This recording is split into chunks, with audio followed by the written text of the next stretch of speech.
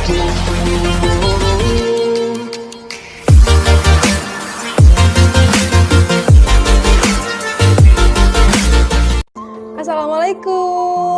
Hari ini aku bakal ngebahas tentang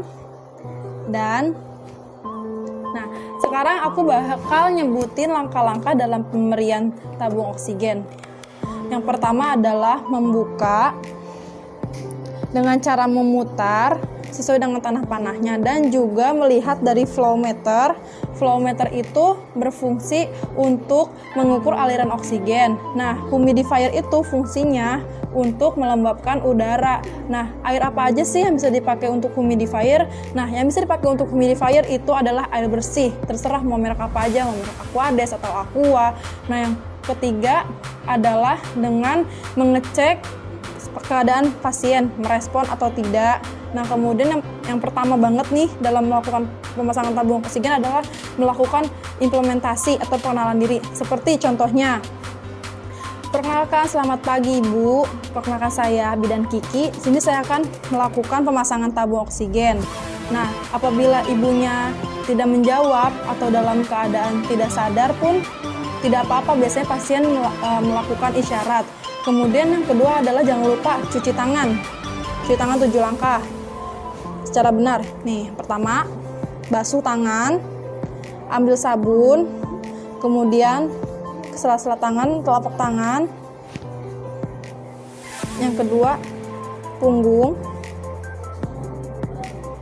Selanjutnya dengan membersihkan jari-jari kanan dan kiri, ibu jempol. Kemudian basuh ini, lalu seluruh tangan. Nah, jangan lupa nih pada saat pencucian tangan itu semua perhiasan atau barang-barang yang ada di tangan itu dilepas. Nah, pada saat tindakan juga itu harus jangan lupa memakai sarung tangan. Kemudian setelah itu adalah memasangkan selang kanul nasal ke dalam humidifier. Selanjutnya adalah dengan memasukkan selang kanul itu ke dalam rongga hidung dengan sedikit melengkung ke bawah. Kemudian juga jangan lupa nih, nah selangnya itu tuh harus melewati ini belakang telinga. Belakang telinga jangan ke atas, karena kalau misalkan ke atas itu nanti mengganggu si pasien dalam beraktivitas. Contohnya seperti pada saat dia tertidur, pada saat dia ingin makan gitu. Terus kemudian yang terakhir adalah dengan melakukan fiksasi ke dalam rongga. Nah, yang terakhir adalah mengecek kembali keadaan pasien, kemudian mendokumentasikan, dan jangan lupa berpamitan kepada pasien. Nah, itu saja yang bisa saya sampaikan dalam pemasangan tabung oksigen. Ya, teman-teman, kali ini aku bakal ngebahas tentang langkah-langkah pemberian selang NGT kepada pasien. Yang pertama, aku bakal nyebutin alat-alat dan bahannya. Yang pertama ada NGT pada tempatnya, yang kedua corong, yang ketiga speed 20 cc, yang keempat ada bengkok, yang kelima ada plester dan gunting, yang keenam ada makanan cair, yang ketujuh ada air dalam gelas, yang kedelapan ada obat-obatan, yang sembilan stetoskop, yang ke-10 ada wadah dalam isinya air, kemudian yang 11 adalah vaselin. Nah, aku bakal nyebutin langkah-langkahnya. Langkah yang pertama itu adalah fase orientasi. Kita sebagai bidan melihat keadaan pasien, respon pasien, kemudian cek order pemberian nutrisi, serta atur jadwalnya. Kemudian ada fase kerja atau implementasi. Yang pertama adalah kita perkenalan diri. Seperti biasa, dengan menggunakan bahasa yang sopan. Seperti contohnya, selamat pagi Ibu, perkenalkan saya Bidan Kiki. Saya akan melaksanakan pemberian nutrisi melalui selang NGT kepada Ibu. Nah, apabila Ibu menjawab iya, tapi biasanya pemberian selang NGT itu jika pasien tidak sadar. Bisa juga pasien memberi isyarat seperti mengangkat kepala atau memberikan isyarat yang lain. Nah, yang kedua adalah mencuci tangan yang baik dan benar. Nah, yang pertama ini bilas tangan dengan air, kemudian ambil sabun, gosok-gosokkan ke telapak tangan, ke punggung tangan dan sela-sela jarinya, kemudian seperti ini.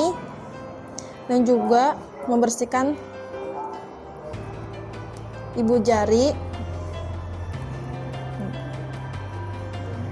Yang ke-10, bilas. Jangan lupa setiap dalam melakukan tindakan itu semua aksesoris ini nih dilepas.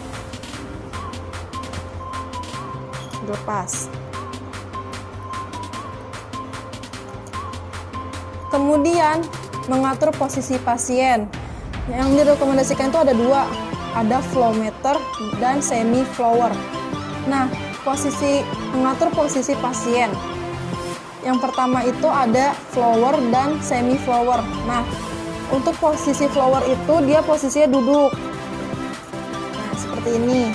Kemudian untuk posisi semi flower dia setengah duduk. Seperti ini.